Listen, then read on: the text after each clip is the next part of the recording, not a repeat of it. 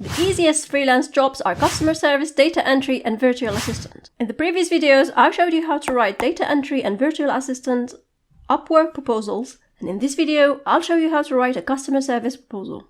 If you haven't watched the previous videos, I'll leave them in the description below. You can watch them after this one.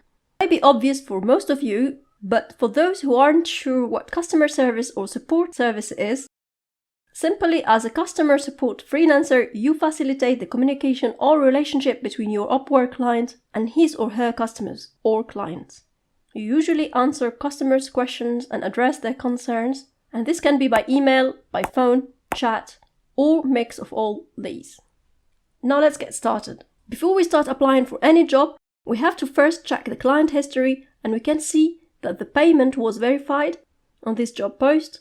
And the client has 27 reviews with an average of 498 score, which is impressive and shows that this client is a very good one.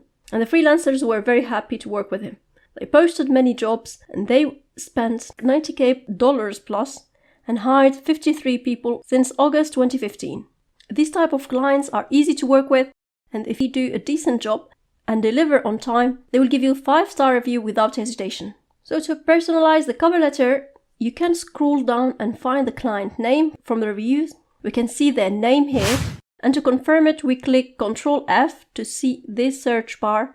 We can type the name we found here, and you can see at least 2 freelancers mentioned, Dan probably. If there is no hourly rate on the job post, you should check the average this client has paid. This client has paid $856, so you get an idea when you want to bid for the job. But the rate is clearly specified between $3 and $8 an hour in this case. This particular proposal has the cover letter section and additional questions. Bear in mind that the questions appear before the cover letter.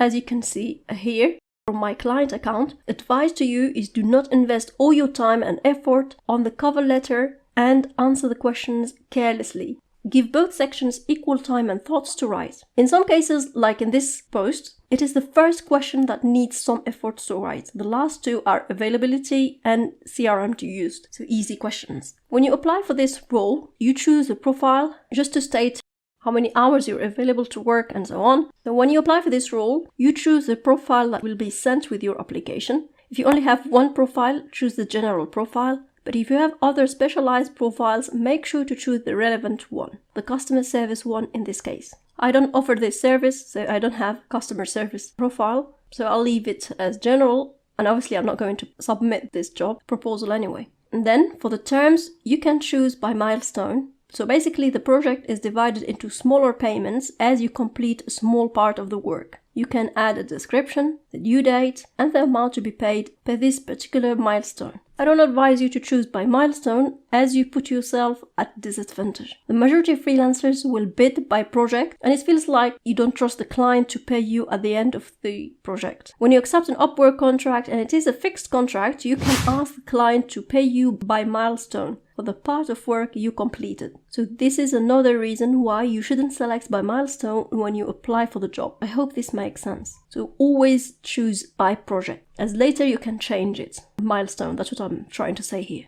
My preferred option is to apply by project, as I said, so you get paid for the final work you deliver. Usually you're covered by Upwork if it's hourly rate, and if it is an hourly contract, you can set your hourly rate, and if it is fixed contract, usually bid what the client is willing to pay, or you can offer a lower price or higher price. A lower price might get you hired if the client is tight on budget and they're looking to pay the minimum possible. On the other hand, if you're experienced and you know you're confident and you know they will hire you, you can bid higher or negotiate the price later when you're accepted to do the work. Now let's write the customer service cover letter. So I said, hi Dan, I hope you're doing well today. If you haven't found the right candidate yet, I would appreciate if you give my proposal a chance. Smiley emoji, just to show that you're friendly. You can add an emoji just to show that you're human, you're friendly, and it's not a robotic, formal kind of cover letter. I've gone through your job post and read it carefully, and I'm the right fit for this role. And here's why. I'm a very capable communicator, both verbally and in writing, because I mentioned verbal communication and good writing in English. So I refer to that. So I use the same skills they need. I can assure you that I'm efficient in fast-paced environments, as it seems in your beauty and cosmetic clinic. And I got this information from previous freelancer who wrote a review saying that it's a very fast-paced environment. So I'm trying to write something that is relevant to this business. And I added answering client inquiries, what I will help you with, answering client inquiries, booking and rescheduling appointments, and customer-focused tasks became a second nature. Then I worked in customer support for more than 5 years now. Now I'm writing about the experience I don't have, as I'm not a customer service freelancer. And I've worked with several clients in different industries, healthcare, property management. I'm just writing some of the experience that some of you might have and it might be useful to you. I handled customer escalations and provided effective resolution to clients and customers, and managed help desk tickets and live chat using tickets and live chat. Created discount code and processed refunds and returns. That's what you would do if you were in a customer service role. If you have any questions, I would love to answer them. I'm looking forward to hearing from you. And then best regards. And then your name. Now when it comes to answering the questions, here I wrote, they said, describe your recent experience with similar projects. So the most relevant experience I have to this post is my recent healthcare customer support role. And then I go on and to explain the experience. It was a great experience. I enjoyed talking to people and building and maintaining good professional relationships.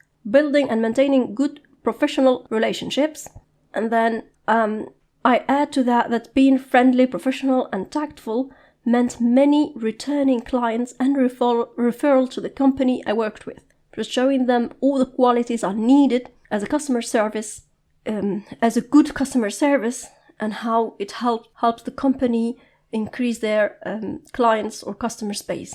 I was responsible for answering clients' concern, approving and denying reservation, and blah blah blah, creating replenishment reports and handling clients' complaints, approving and denying reservation, and so on.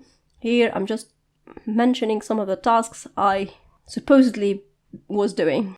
Obviously, all this writing is based on research, and I don't have a customer service experience myself.